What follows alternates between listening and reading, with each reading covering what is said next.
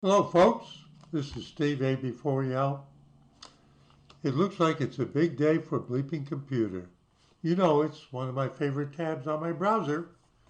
Nothing in this episode is a promotion, nor is it a recommendation, and in a way, it's actually a little bit of reminiscing. I started with personal computer programming in 1983, and I've made a video where I used the very first release of Linux.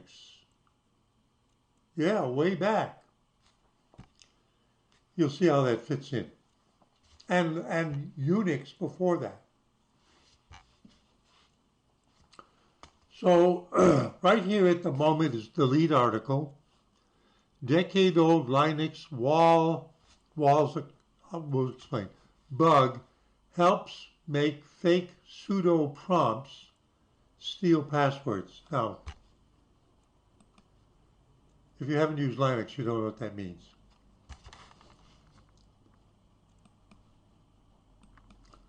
Let's do something like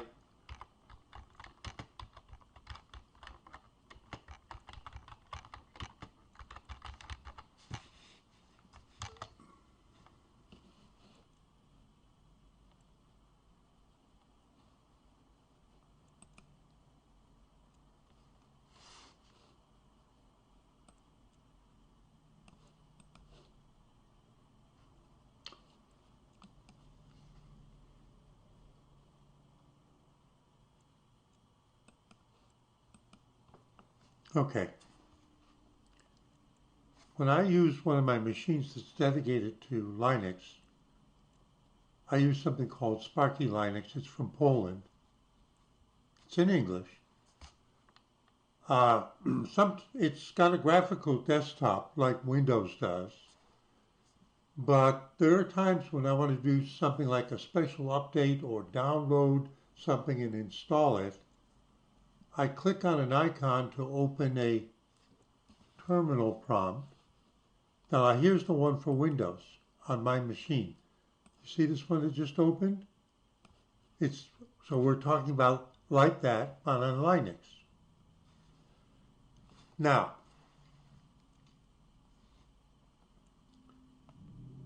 some things, like to do an update of the software on your computer, requires super user privilege, otherwise known as root identity. And the command for that is sudo. So you're going to type in a command, but you begin it by saying sudo space, and then you type out what you want the computer to do that requires root, that is super user privilege. And the first thing that happens is that you get prompted for the password for root, the root user. Every Linux machine has a root, R-O-O-T, and it means like root of a tree, root of the computer, root of the file system, root of the software, super user. I'm explaining this because most people have no idea what this is.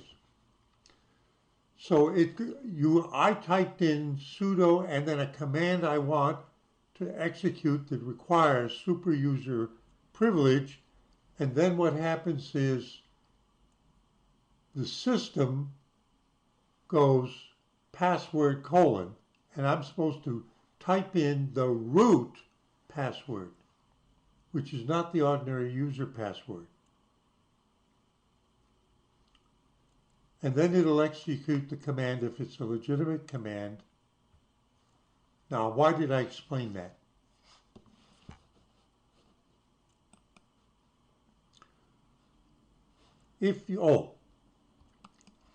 When I'm on Windows, command prompt, and then I right click again on command prompt, run as administrator, same thing.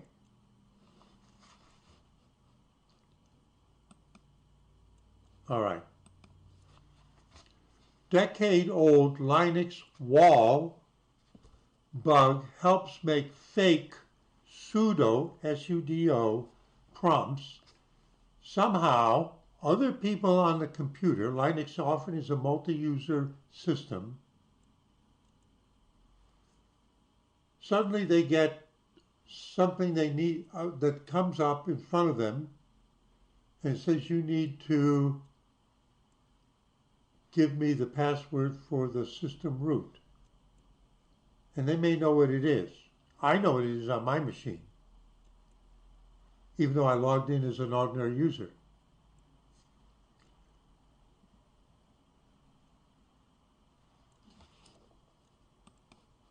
Linux wall command. Wall command in Linux. So you can find everything on the internet.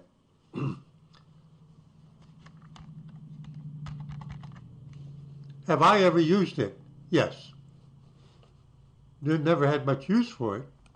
Wall is a command line utility that displays a message in the terminals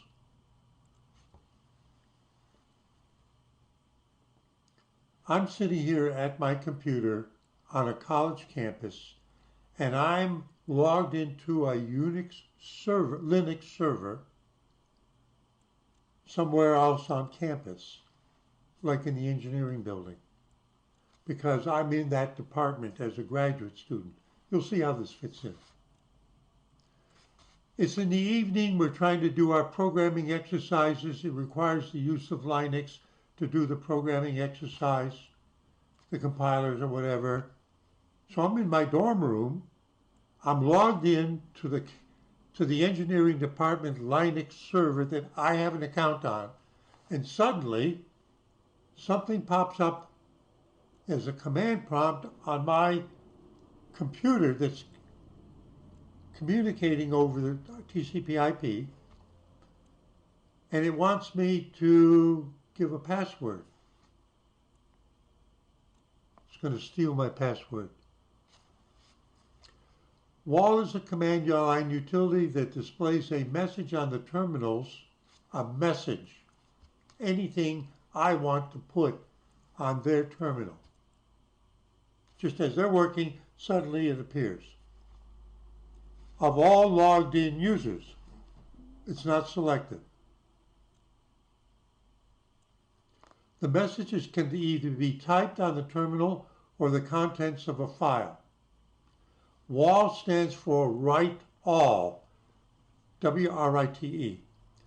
To send a message only to a specific user, use the write command, W-R-I-T-E. All right. Usually, system administrators send messages to announce maintenance and ask users to log out. So it's a general broadcast system. And close all open programs. Messages are shown to all logged in users with a terminal open.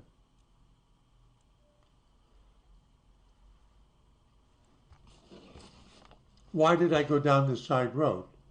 Because you won't understand what this guy did unless I explain that.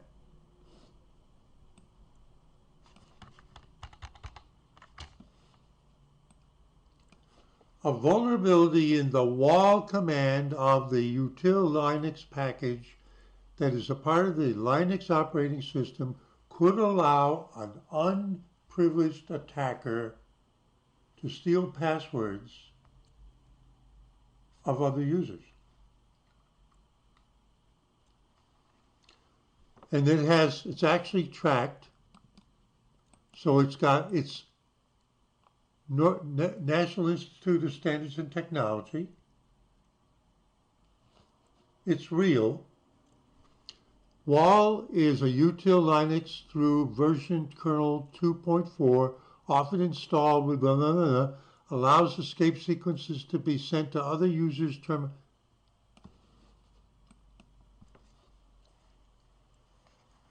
Although the vulnerability is an interesting example of how an attacker can deceive a user into giving their administrator password, exploiting it is probably limited in terms of scenarios. What I wanted to do, and why I thought this article was interesting, because the escape, it has to do now discussing how you trick them, how you type in certain things. The security issue can be exploited under certain conditions. Ferranti explains, now that's the person. This is why I thought it was interesting, because this is like reminiscing back to when I was in college. Remember, I was a college dropout, and after a dozen years or so, I went back. So I was a little bit older. Ferranti explains that exploitation, proof of concept, exploit for wall escape, the name he's given for it, and the person's name, it's on GitHub, and his name is Skylar Ferranti.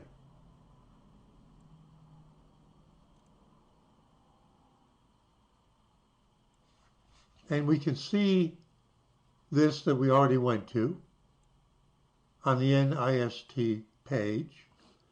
And here he's talking about it. And that's, but where did they get the stuff for the article? See, this is what I want to show that I think is interesting. A full report can be found here. Yeah.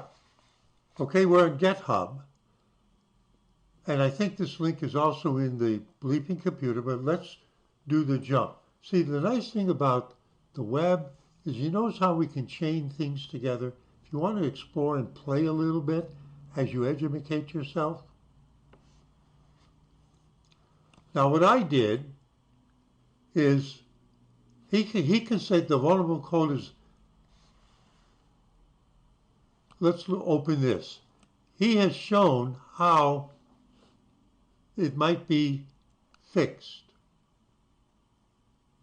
And he's submitting it to the Linux Foundation, to the whoever it is that's responsible for that code, to figure out how to fix it based on his specific description, exploit examples, and actual code runs.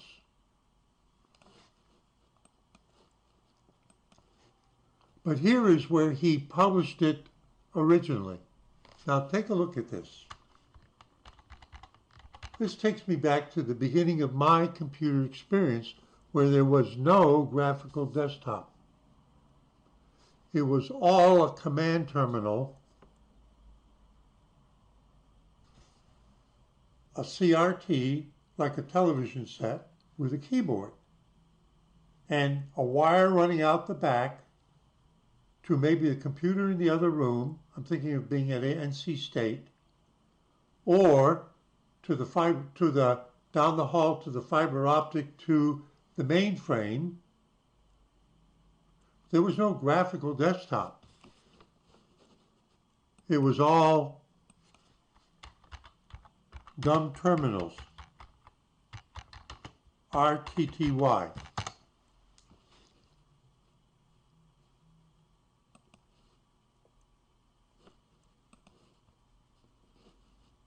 Like this.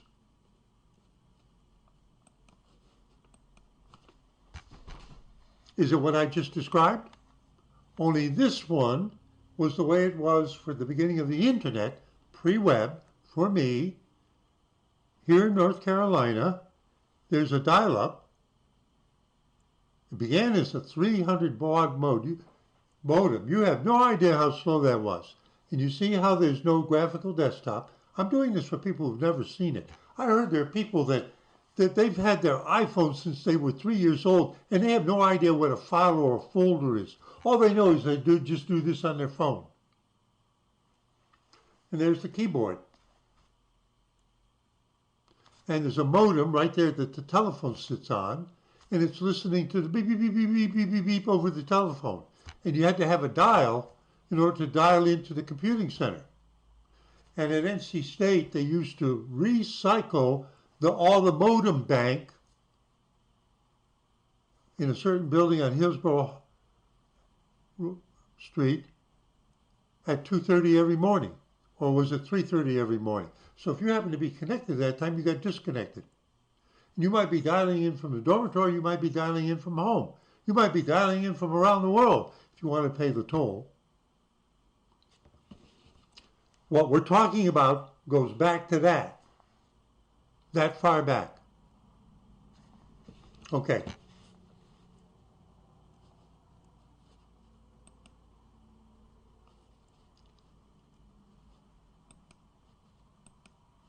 Where was, oh, there it is. Okay. Now, where is, this page is being displayed just like it would be on that terminal, the dial-up terminal that I just showed you. That's the way Linux started. There was no graphical desktop. So the guy who did this, named Skylar Ferrante, published it in old Linux style. I think he did this intentionally. It's just a long text, thorough description. This is the way discussion forums used to be, dial-up. I forget what we call that. Usenet.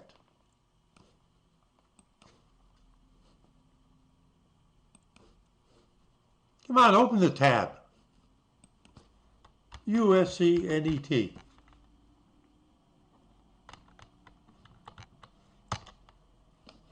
Usenet.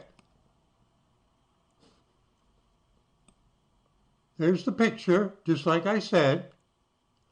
Usenet or Users Network is a worldwide distributed discussion system. Oh no, there was no Facebook. There was no X, Twitter.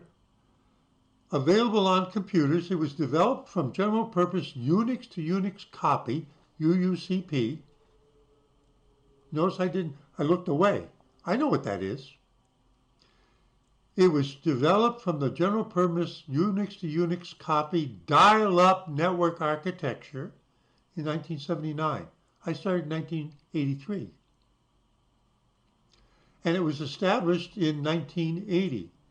Users read and post messages called articles or posts, collectively termed news, to one or more topic categories known as news groups. Oh yeah, BBS's bulletin board system, and that became the Usenet was university to university, and then as networking became available to home users not connected to a university, then it was bulletin board system, but it was basically the same thing. So what I'm saying is,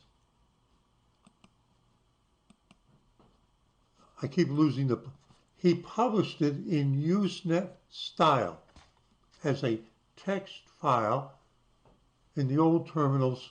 All right? I like it. Now, why am I doing this? Now, and he shows the code. This is C code.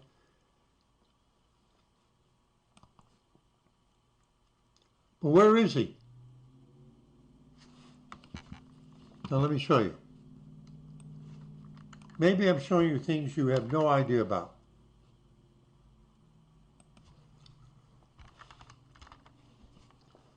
There's the URL to get to that article. If I take that URL and I open my Firefox browser and I paste it in, there it is. That's what I mean. Okay. One of the things I like to do with something like this is I'll take this off and I'll leave that trailing dash on there to see if it'll show me anything.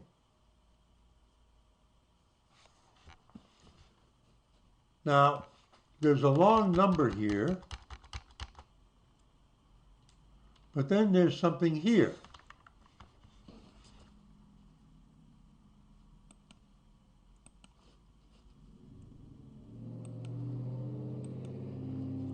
What did we say his name was? Skylar Ferrante. S for Skylar, F for Ferrante. So this is his identity on, what's this? It's a college, university, EDU. What's RIT? IT is Institute of Technology. What would the R be? MIT, Massachusetts Institute of Technology. See, I'm not guessing.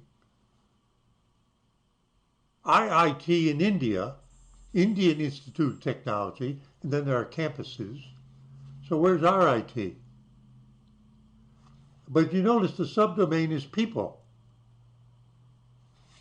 So what I decided to do was I would go up here and first I would just take out the actual reference to where the text article is stored on that machine.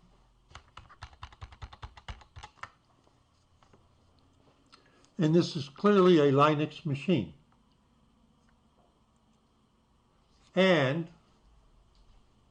the permissions are such that anybody in the world is able to see not only the article, but the directory where it is stored on that computer's hard drive system.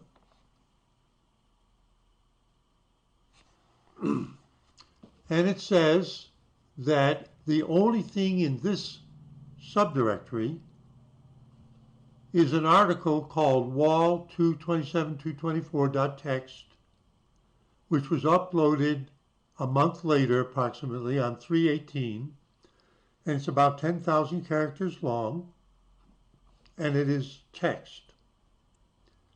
And then it says parent directory. What would the parent directory be? It would be the one above this.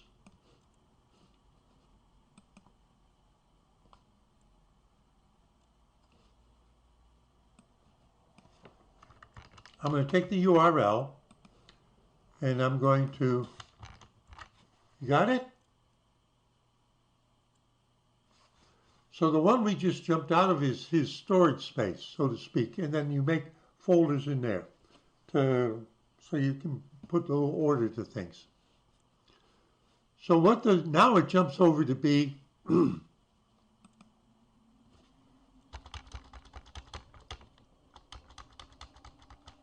I want to get back to my browser, and then we click on this, and there's the name, Skylar Ferrante. And Skylar-Ferrante is the same name that he uses on GitHub.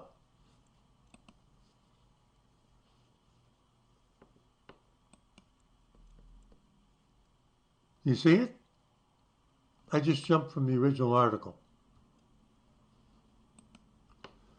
And this page says, hello. That's what's up in the tab. But this is an HTTP page. It's not just a plain old Linux text page. So somebody named Skylar Ferrante, and having the cedilla there has a certain purpose. And the dash also, because there are no spaces permitted in Linux file names or directory names, unlike Windows, which in Windows causes a lot of trouble.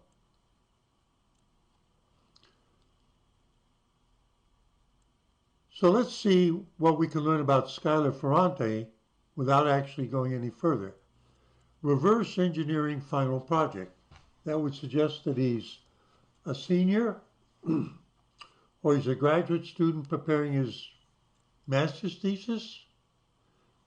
Given what he's reporting, it wouldn't be a PhD, unless it was a chapter in a PhD. And then there's something called pen testing RIT. Oh, wait a minute, RIT.edu. Have we figured out the name of the place yet? And then we've got one here called Follow a Bug in Shadow Utils, another one called Honeypot, that will come up.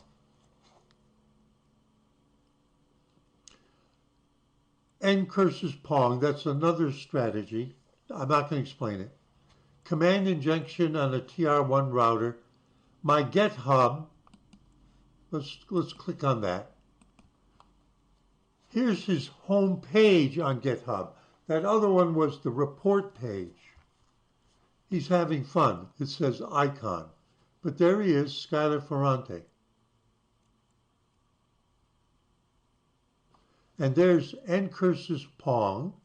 So that's a report page on GitHub. File scanner is another one.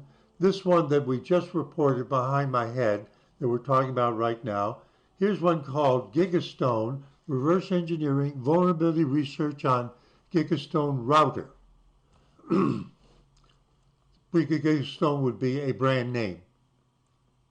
These are things that he's reported. And here we go again. This is his home page. Where? Let's open the reverse engineering final project. Dexter malware. My reverse engineering class, CSEC, confirms he's at college, 202. I had to analyze the sample of malware, so they gave him malware. I chose Dexter from the zoo. Now, Dexter infects POS, point of sale, like you go into a restaurant or you go into the big box store. Those computers there are the checkout in the grocery store. Those are called point of sale machines. They have a computer in them. These days it's usually Windows, and they're connected to a master computer somewhere else on premises, usually. Dexter infects point of sale machines and then scrapes the memory of other processes for credit card data. And then he's talking about how he analyzed it and figured it out. I haven't read this. So it's like a term paper, maybe for a final grade.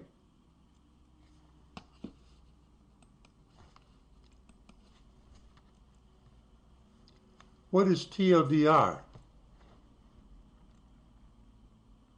Too long to read, all right?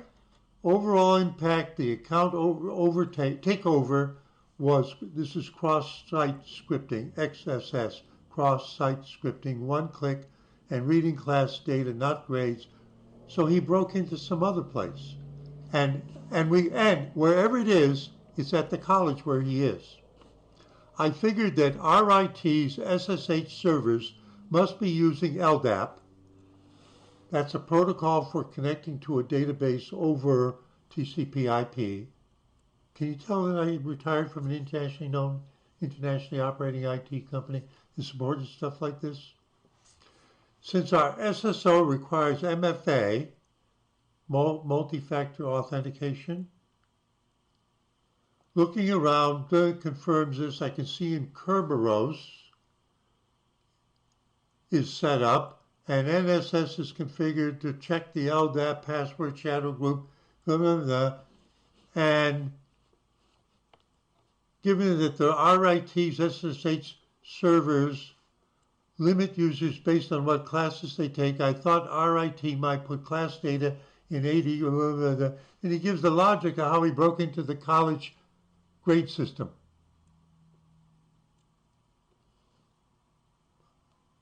I'm just interpreting what I'm seeing online. All right? Well, why don't we find out where they are by doing this?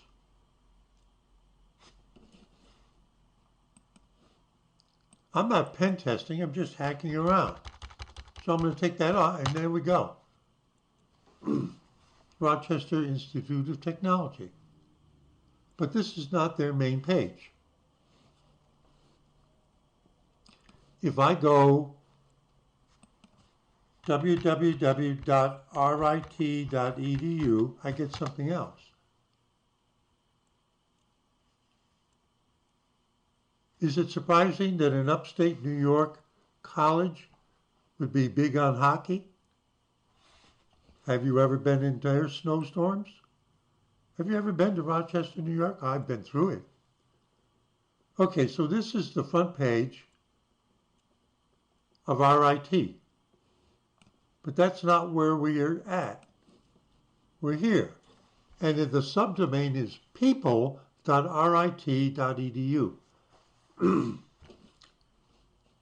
So it's a special interface for students. click on my RIT, I would need to put in a username and password. Well, I don't know Skylar Ferrante's. All right? So it's about student life, but he's on this subdomain.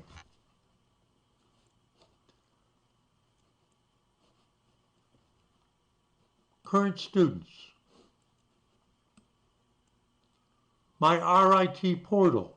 Here you will find personalized information based on your college as well as a collection of helpful links to the RIT mail, dining services. So you have to have the user ID and password to get in there.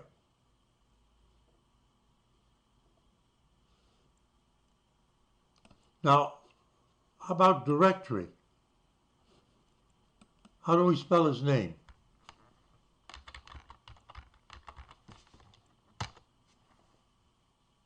I'm not spelling it correctly.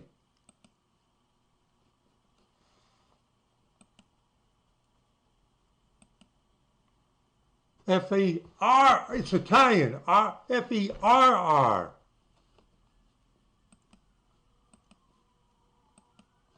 F-E-R-R-A-N-T-E. Oh, wait a minute, is this the guy? No, this is a faculty member who has the same family name. School of Physics and Astronomy, College of Science. Andrew Ferrante. He's not a student. He's already got his PhD.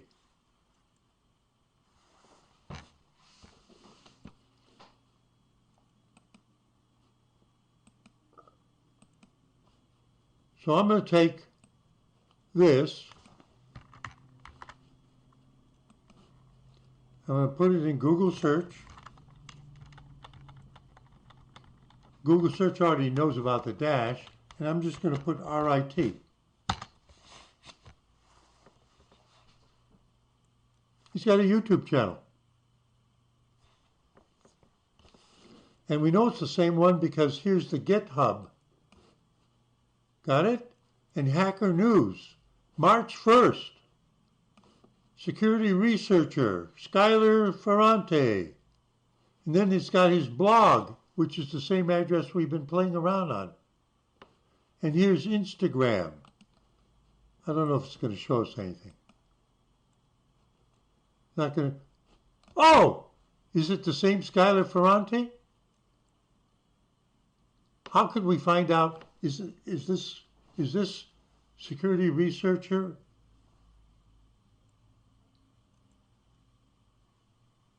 Female? Could be. Let's find out.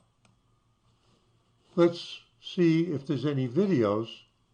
It's RITSEC. That doesn't sound like it's Skylar Ferrante's YouTube page. It sounds like it's Rochester Institute of Technology Security College faculty. Let's look. Can you hear them outside? Something big happened. Those are the big fire trucks. I can see them going by. That means there was an accident. I hear them all the time. 64 is a quick way for them to get to a lot of places. It may not be a straight line way, but it's faster. Oh, wait a minute. What's this one about? Honeypots. What's a honeypot? I set up a computer with a unique IP address and I put a web page or whatever on there to make it look like it's some kind of business or whatever. And I constructed from standard production software that is known to have bugs in it, and I make a special thing to see if those bad guys around the world are going to try to get into my honeypot. What does a honeypot do? A pot with honey captures insects. They go in there and they get stuck. In IT, a honeypot is, I want the bad boys to come and snoop around my computer because I'm watching them and figuring out who they are and what they're doing.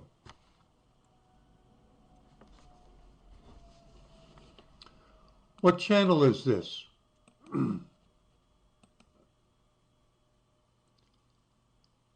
RITSEC Security Through Community. The only channel details is that they said that, but this has been here from 2018. What kind of videos do they have? Security News, March 22nd, Chase Calorin. Education Spring 24 week, 10 free blah, blah. Elliptical curve chromatography, Ash Brown. Low-hanging fruit. Here comes something happens is really big. Something that happened is really big.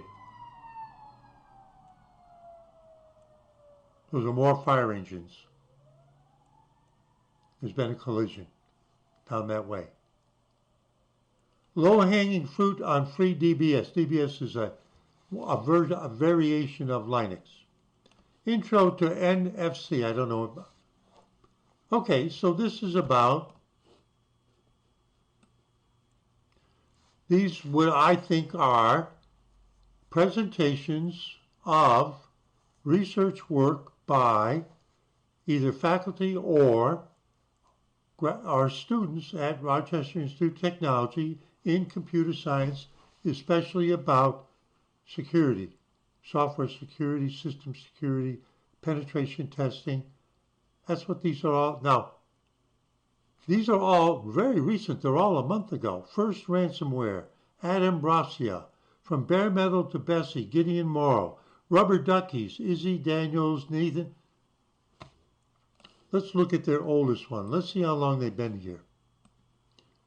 5 years ago. And they kind of look a little. Here's a class lecture. Networking 101 featuring professional blah, blah, blah. Okay. What's this video about? Because this has got something. It's Skylar Ferrante. It's his name. Honeypots.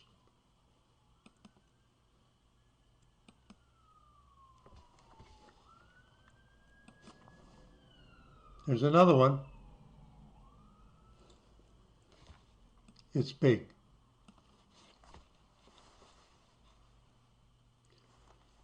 All we can see of the person presenting the lecture is them standing in front of the big display.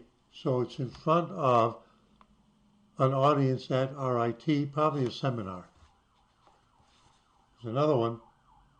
Whatever it is, it's big. I hope nobody was killed. And I'll tell you, now listen. 200, like most of them were in the 1 to like just over 100 range. All right, it's not that female. It's a guy. Have I ever known somebody named Skylar? Actually, yes. Yes, I have. All right. Now, what have I been doing? I started with this. It was on kind of a topic that I'm interested in. I recognized what it was up to, and it harkens back to my beginnings. I started in 1983 on a Unix-like system that was actually programmed by people in Chapel Hill, running on a computer that was actually created in, I think, Colorado, Southwestern Technical something, Corporation. But the operating system was actually written in part by people in Chapel Hill, North Carolina, way back in the early 1980s.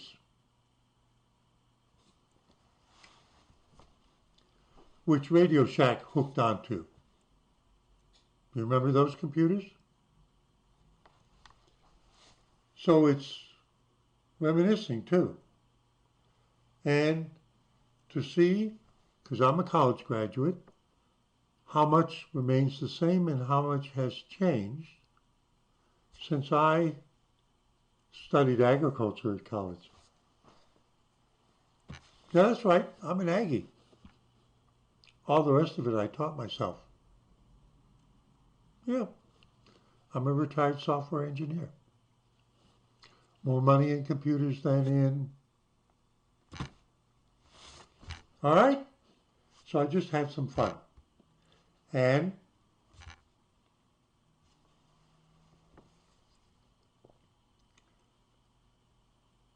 it isn't, apparently doing this sort of thing is great training even at the college level. I would say that a person with this is not going to have any trouble getting a job, or he may start his own security company like all those Israeli companies that I have a playlist about. Because although there's been a big re-entrenchment, you know, Amazon has laid off this number of people, Meta's laid off this number of people, Microsoft has laid off. They're not laying off the security penetration testers. They're hiring more of those. Because with the AI, it's really, really getting out of hand. And they're going to need guys like this. Not people who can do web pages, but guys that can honeypot and figure out who the next bad guy is that's going to cause trouble. And cut them off early. Steve AB4 y'all. Just having fun. Saying see you in 73.